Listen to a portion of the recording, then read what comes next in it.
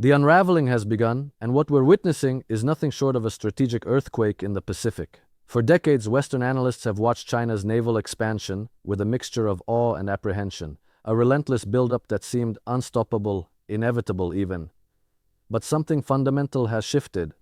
The Chinese Navy, once hailed as the ascending superpower's crown jewel, now faces a crisis so profound that even Russia, Beijing's closest strategic partner, is watching with barely concealed alarm. This isn't about one ship running aground or a minor setback in procurement. What's emerged reveals systemic vulnerabilities that strike at the heart of China's blue water ambitions and the entire premise of the multipolar world order both Moscow and Beijing have been constructing. The implications ripple far beyond naval strategy. They touch the foundations of global economic power, the future of Taiwan, and whether the Pacific will remain contested waters or become a graveyard of great power aspirations. What happened? And why does it matter to every American watching the reshaping of our world? To understand what's really happening with the Chinese Navy, we need to step back from the headlines and look at the architecture of assumptions that have governed our thinking about naval power for the past 2 decades. The conventional wisdom, the narrative that's been sold to us by think tanks and defense analysts from Washington to Brussels, has been remarkably consistent. China was building the world's largest navy. China was going to dominate the Pacific. China's shipbuilding capacity was so overwhelming that the United States couldn't possibly keep pace, and implicit in all of this was the idea that quantity would eventually translate into quality, that numbers would become capability, and that capability would become dominance. But here's what they didn't tell you, what they couldn't see because they were too busy counting hulls and measuring tonnage. They missed the fragility inherent in rapid expansion. They missed the institutional weaknesses that no amount of steel can compensate for, and they certainly missed the strategic miscalculations that would come back to haunt Beijing at the worst possible moment. Let's start with what actually happened, because the details matter enormously. Over the past 18 months, the People's Liberation Army Navy has experienced a cascade of setbacks that individually might seem like isolated incidents, but together they paint a picture of deep structural problems. We're talking about propulsion failures on multiple Type 055 destroyers, China's most advanced surface combatants. We're talking about sonar systems that don't perform to specifications in the complex acoustic environments of the South China Sea. We're talking about communication networks that are vulnerable to electronic warfare in ways that Chinese planners apparently never anticipated. But more than any specific technical failure, what's emerged is a crisis of operational readiness that goes to the very heart of what makes a navy effective.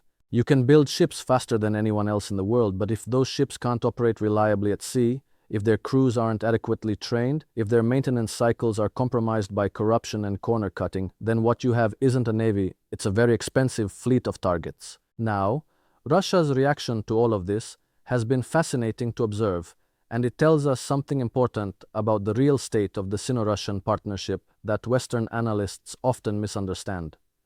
Moscow has invested enormous political capital in the strategic alignment with Beijing. The partnership between Putin and Xi has been portrayed as the foundation of resistance to American unipolarity, the cornerstone of a new multipolar order, and to a large extent, that's true. But Russia's own naval expertise, built over decades of Soviet and post-Soviet development, means that Russian military analysts can see exactly what's going wrong with China's naval program. They can see the shortcuts, they can see the compromises, and they're worried because China's naval weakness doesn't just affect Beijing, it affects the entire strategic calculus of the emerging bloc that's supposed to challenge Western dominance. If China can't project power reliably in its own near seas, if the Taiwan scenario becomes militarily untenable not because of American intervention, but because of Chinese naval inadequacy, then the entire timeline of global power transition gets thrown into question. The technical issues we're seeing aren't random.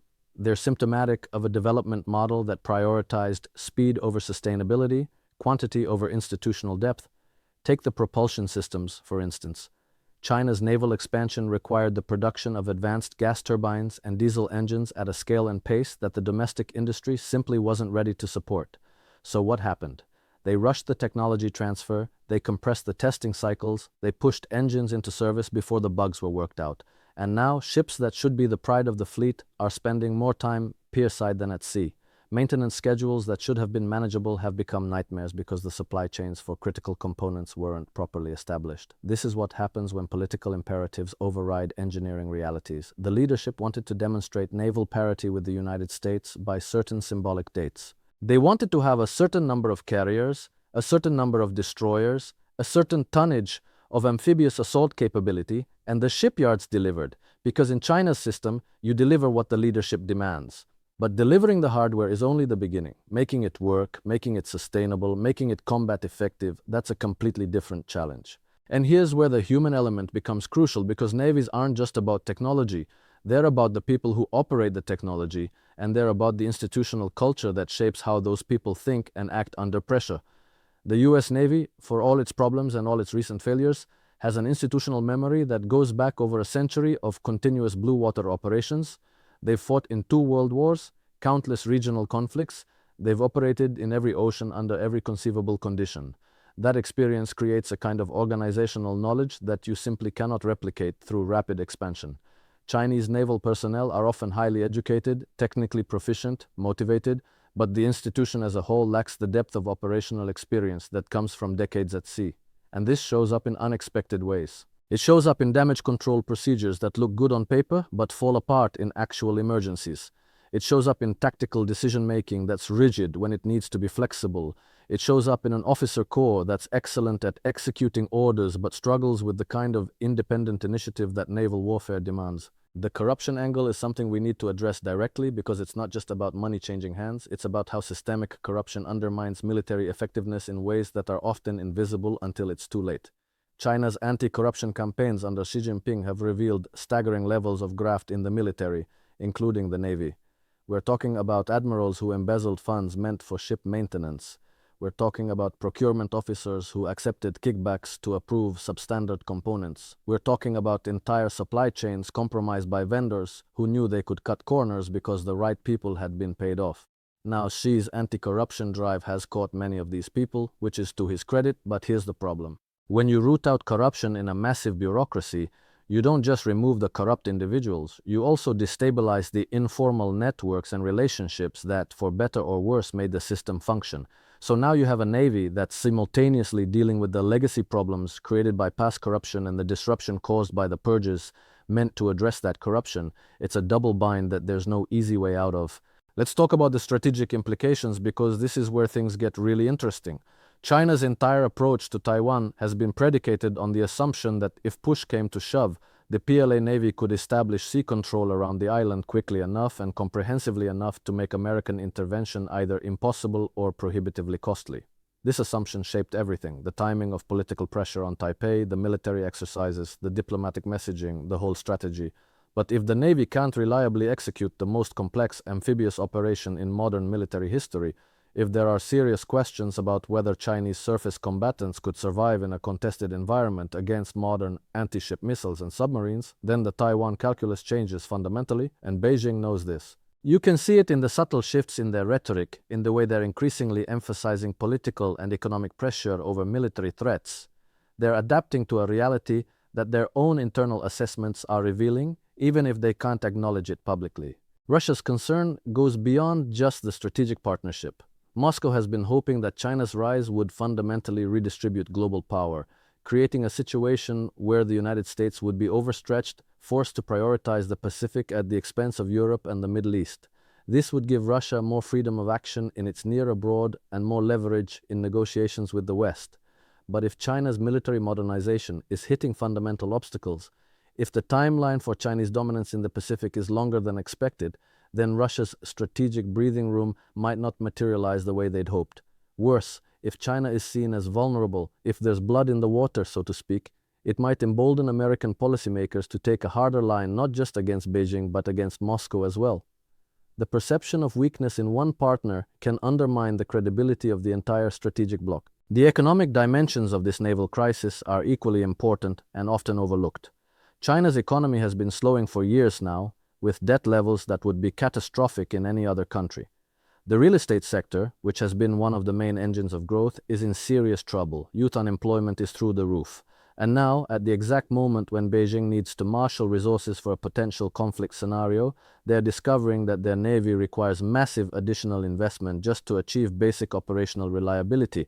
We're not talking about acquiring new capabilities, we're talking about fixing the capabilities they thought they already had. This is enormously expensive, and it comes at a time when the economic pie isn't growing the way it used to. Choices have to be made. Do you invest in fixing the navy, or do you prop up the banking system? Do you maintain social stability through subsidies and employment programs, or do you pour money into military modernization that might not pay off for decades? These are brutal trade-offs, and there's no option that doesn't involve significant pain.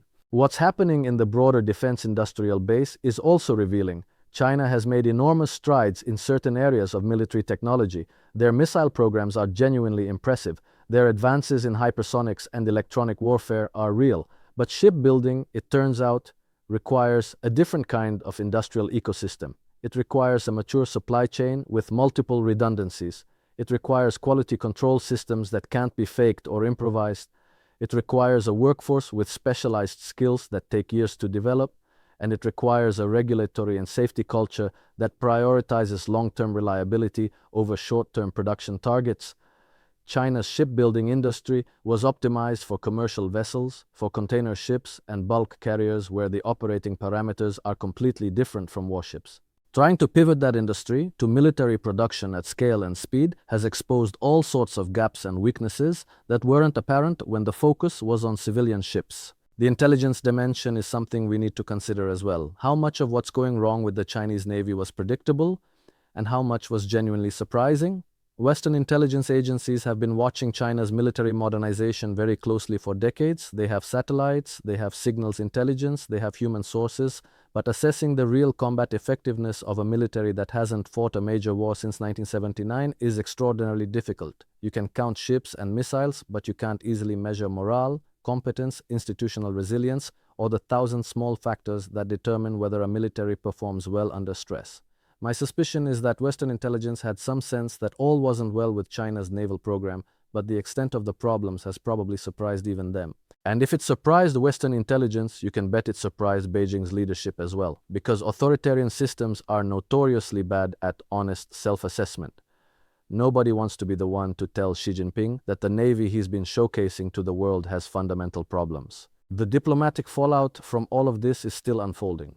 Countries throughout the Indo-Pacific have been watching China's naval expansion with a mixture of fear and calculation. Some, like the Philippines, have been pushed closer to the United States. Others, like Cambodia and Laos, have tilted toward Beijing. But these alignments were based on assessments of power, on calculations about who would dominate the region in 10 or 20 years. If China's naval trajectory is less certain than it appeared, if there's a real possibility that American and allied naval power will remain predominant in the Pacific for longer than expected, then those calculations change. We might see countries hedging their bets more, being less willing to align conclusively with Beijing, keeping their options open. This doesn't mean a wholesale realignment. Geopolitics doesn't work that way, but it means more uncertainty, more fluidity, more opportunity for creative diplomacy by all sides. There's also the question of how this affects China's broader Belt and Road Initiative and its efforts to establish a global logistics network. A lot of Belt and Road is about creating the infrastructure that would support Chinese naval operations far from home waters, port facilities in Pakistan, Sri Lanka, Djibouti, potentially the Solomon Islands. These aren't just commercial investments, they're the foundations of a global naval presence. But if the Navy itself is struggling with basic operational readiness in home waters, the entire logic of these overseas investments comes into question. What's the point of having a port in Djibouti if you don't have reliable ships to base there? What's the point of projecting power into the Indian Ocean if your carriers can't sustain operations for extended periods? Again, these investments might still make sense for commercial and diplomatic reasons, but the military rationale becomes much weaker. We should also consider how this naval crisis intersects with China's nuclear modernization. Beijing has been rapidly expanding its nuclear arsenal, building new silos, developing new delivery systems. Part of this has been about achieving strategic parity with the United States and Russia. But part of it has also been about creating a more credible deterrent that could compensate for conventional weaknesses. If you can't be confident in your Navy's ability to win a conventional conflict over Taiwan, then having a more robust nuclear arsenal becomes even more important as an ultimate guarantee of security. This is a dangerous dynamic because it increases the nuclear dimensions of any potential conflict and raises the stakes for everyone involved. The technological competition in naval warfare is evolving rapidly, and this is another area where China's problems become apparent. The future of naval combat increasingly involves unmanned systems, artificial intelligence, distributed networks of sensors and shooters. It's less about big deck carriers and more about resilient networked capabilities that can survive and fight in contested environments. The US and its allies are investing heavily in these areas, and while China is too, their progress is hampered by the same institutional weaknesses affecting their conventional navy. Developing effective autonomous systems requires not just hardware but sophisticated software, machine learning capabilities, and operational concepts that can only be refined through extensive testing and experimentation. China's relatively closed system and lack of recent combat experience puts them at a disadvantage here. They can copy technologies, they can steal designs, but creating genuinely innovative operational concepts is much harder. What does all of this mean for the average American? It means that the predictions of inevitable Chinese naval dominance were always overstated. It means that the United States and its allies have more time and more opportunity to shape the strategic environment than the most pessimistic assessments suggested, but it also means that we're entering a period of heightened uncertainty and potential instability.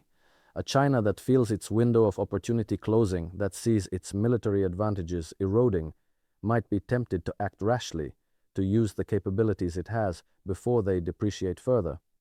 Or conversely, a China that recognizes its limitations might become more cautious, more willing to negotiate, more interested in managing competition rather than pursuing confrontation.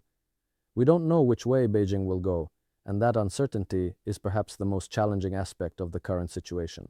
The human cost of all this deserves mention too. We're talking about Chinese sailors and officers who trained for years, who believed they were part of a world-class navy, who now find themselves in ships that don't work properly, in an institution that's being torn apart by purges and reorganizations. There's a human dimension to strategic failure that we often overlook.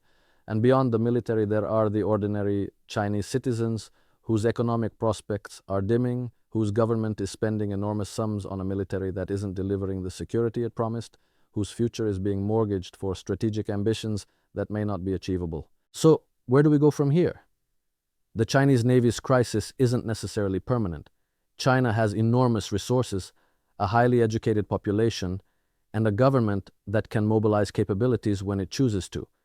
They can fix these problems if they're willing to slow down, if they're willing to accept that building a world-class navy takes time, if they're willing to prioritize quality and sustainability over showpiece vessels and symbolic milestones. But that requires a different approach, a different mindset, and possibly a different leadership. Whether the current system can make that adaptation remains to be seen.